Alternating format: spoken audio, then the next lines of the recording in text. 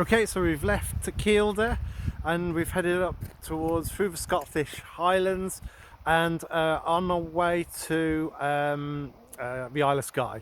I just thought I'd do a quick little clip of what we're actually looking at the moment.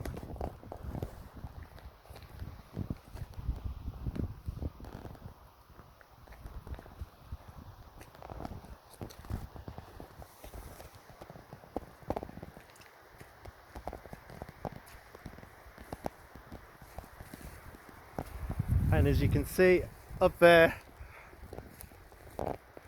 we have snow on the top of the mountains. The funny thing is, Michelle doesn't realise, but I don't think the heater's working. Shh.